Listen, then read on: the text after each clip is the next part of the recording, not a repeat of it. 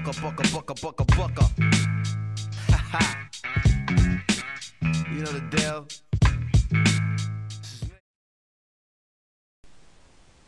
The next thing we're going to talk about in our introduction to algebra is an introduction to what are called linear equations. So to start, we're just going to come up with a definition for a linear equation. And a linear equation is a mathematical relationship between two pieces of information that rely on each other. And we actually saw a couple of examples of linear equations in the first video in the introduction to algebra. And the first example we talked about involved having a job where you get paid by the hour. So suppose you have a job where you get paid $12 per hour. Well, in order to calculate our total pay, we could write an English sentence. Total pay is 12 times the number of hours. And then when we want to translate that English sentence into a math sentence, we have two pieces of information here that vary. We have total pay, so we might say let y represent total pay, and we have number of hours. So we would usually write let x represent number of hours. Just to save a little time here, I'm not going to include the let statement, but our equation would look something like this. Total pay is called y, is equals, and 12 times the number of hours. Well, the number of hours is called x, so we would write that equation as 12x. And now we can calculate different values of y given values of x. And one way to do this is in a table of values. So if x were equal to 1, in other words, if we worked 1 hour, getting paid $12 per hour, we would get paid $12. And we can solve that by substituting the value of 1 for x into this equation. 12 times 1 is 12, so if x equals 1, y equals 12. If x equals 2, y equals 24, because 12 times 2 is 24. If x is 3, y is 36, and so on. We're just really multiplying the number of hours, which is the x value, times 12. Now, what we're going to look at in this video is coming up with the equation when you're given a table of values. So let's explore that a little bit here. One thing you'll notice is the values of y, there's a pattern in terms of the increasing values of y, and they increase by 12 each time. And it's also important to note that x increases by 1 each time. The method that we're going to talk about in this video only works if x is increasing by 1 each time. But for an introductory video, all of our x values will increase by 1 each time. So we can see that the y value increases by 12 for every one value of x. And so that means it's going up by a multiple of 12. And so the equation is, well, to get y, we take the value of x and multiply it by 12. And we can see that works for any one of these values. So for example, if x is 3, well, 12 times 3 is 36. So the equation y equals 12x does work for this table of values. The second example that we looked at in the introduction to algebra video was a cab ride. And usually when you get into a cab, when the meter turns on, it doesn't start at 0. It starts at a certain amount. So in this case, we have a cab that charges an initial fee of $3. So when the fare machine is turned on, it starts at $3. And then you're charged $2 for each kilometer. So if we want to write out an English sentence that we can translate into a math sentence, we would say something along the lines of the total cost is 2 times the number of kilometers plus 3.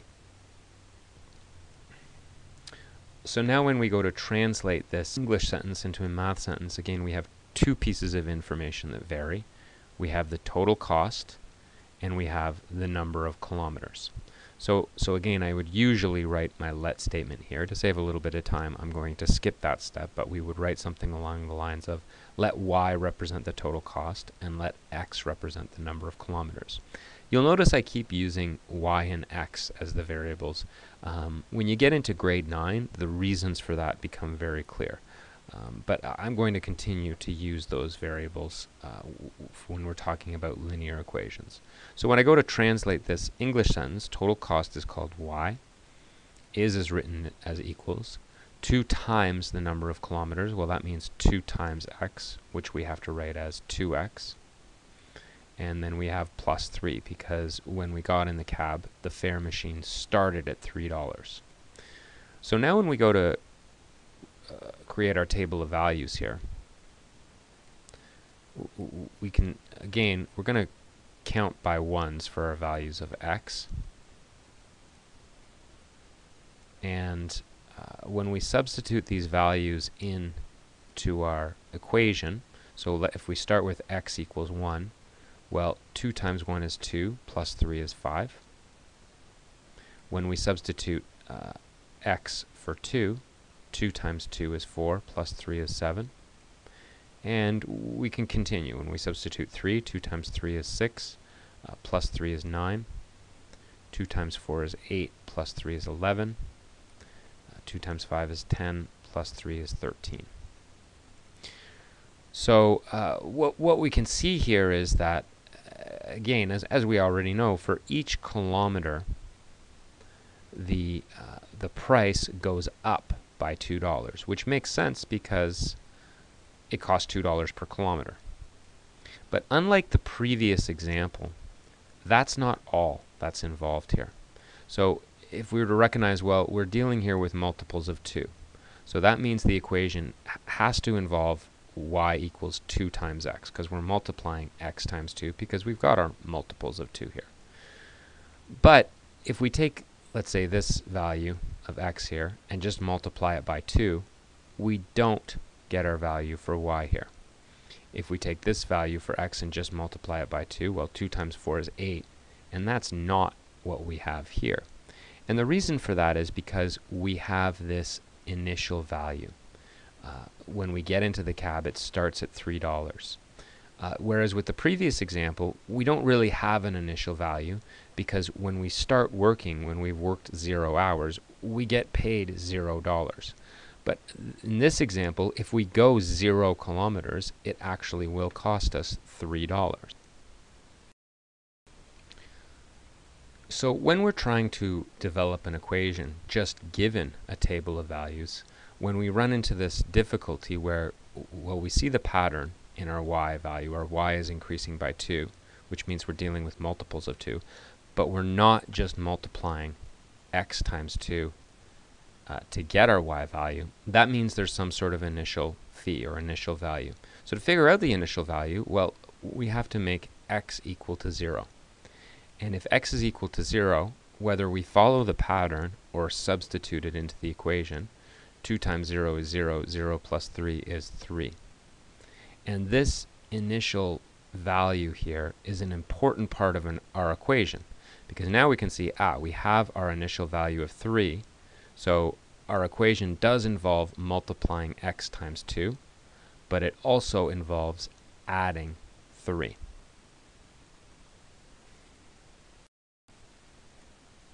So let's look at an example where we're given a table of values and we have to create the linear equation.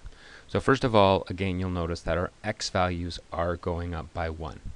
Well, the first thing we want to do here is take a look at what the pattern is with our y values. So what's happening each time with our y values? And what you'll probably recognize here is that each time it's increasing by 4. So what we're dealing here with is multiples of 4. So right away, we know our equation involves multiplying x times 4. So we can start to write our equation as y equals 4x. Well, now we have to take a look to see if there's anything else involved in this equation, if there's any other initial fee. And there's a couple of ways we can do that, but one way is we can take a couple of our values here, and it's good to choose at least 2, if not 3 of the values to see if the equation works. So if we take x equals 2 and substitute it into this equation, well, 4 times 2 is 8. So that works here. And let's try our value, x is 5. If we substitute 5 for x into this equation, 4 times 5 is 20. So that's our y value here. So we can be pretty sure we have the right equation. Let's just try one more. Let's choose 4 for our x value. If we substitute 4 in for x, 4 times 4 is 16. So this is the correct equation for this table of values. We started by first seeing that x went up by values of 1 each time, then looking at how much y increased by, and that's our multiple. So that's what we're multiplying x by. And then we recognize that we don't have any initial value here at all because we're just simply multiplying x times 4. Once we've confirmed that that is the equation, we're done. So let's take a look at another example. So here again we have to create the equation given our table of values. We first look at our values of x, and they are going up by 1, so we're okay there. And now we have to look for our pattern in terms of what's happening to y. And what's happening to y is it's the values increasing by 2 each time. So what we're dealing with here is multiples of 2. So we know that at least part of our equation is y equals 2x. So now we have to see if there's some sort of initial value here, and we check that by substituting in a value. So if we take any value, let's say x is 4, and we substitute that into this equation, well, that would mean 2 times 4, and 2 times 4 is 8. Well, you'll see that's not what we have for our y value here. Our y value is 13. So there has to be some other mathematical aspect to this linear equation that we haven't included yet. And that aspect is an initial value. So to get our initial value, well, there's a couple of ways you can do it, but one way is to figure out, well, what about if x was 0? Well, if we continued this pattern of what's happening to y, y has to increase by 2 each time, so that means our initial value here would have to be 5 for it to increase by 2 to get to 7. So since our initial value is 5, or positive 5, just like the cab fare, it's like the cab started at $5 instead of $3. So our initial value is positive 5, so we're adding 5. And now if we take our value 4 and substitute it into this equation, we get 2 times 4, which is 8, 8 plus 5, which is 13. Take another value, let's say x equals 2, substitute it in here. 2 times 2 is 4, 4 plus 5 is 9. So we've confirmed that this is the linear equation for this table of values. And we had to establish what the initial value was, what y was when x was equal to 0, to figure out what the rest of the equation was once we figured out that y was increasing by multiples of 2. So the next example we're going to look at is creating an equation for a number pattern. And one thing you'll notice right away here is we don't have two sets of values. We don't have an x value and a y value. We just simply have a number pattern here. And you probably recognize very quickly that the number pattern is that it's going up by 3. So here our first number is 5. Our second number is 8. Our third number is 11, our fourth number is 14, and our fifth number is 17. Now, it would be pretty simple to continue this pattern. So if I asked you for the sixth number, you would probably recognize, well, we just have to add 20 each time. The challenge is, what if I asked for the 217th number in this number pattern? Well, I wouldn't want to continue adding 3 until I did it 217 times. So what we're going to do here is we're going to flip this this set of values here into a table of values. So here I've taken this number pattern, and in this case x represents the sequence, where we are in the sequence. So our first number in the sequence is 5, and y represents the actual number in the sequence. Our second number is 8, and so on.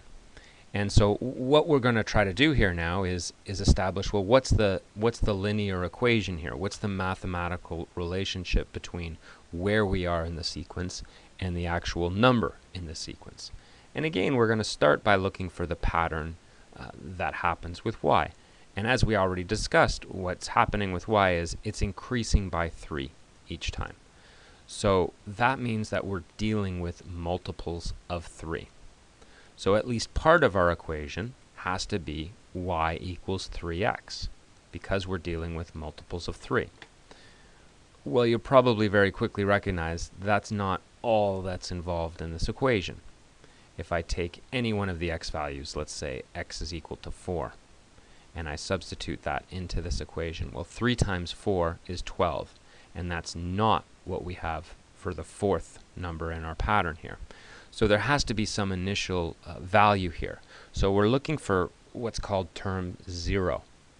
And if we continued this number pattern, if it had to increase by 3 each time, well, then we're subtracting 3 from the previous value to get 2. So our initial value is 2, which means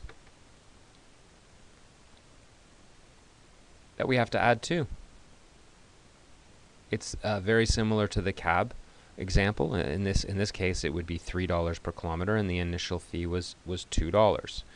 So once again, we recognize that we aren't just dealing with a multiple here. We have to add or subtract some initial value, and because the initial value is positive 2, that means we're adding 2.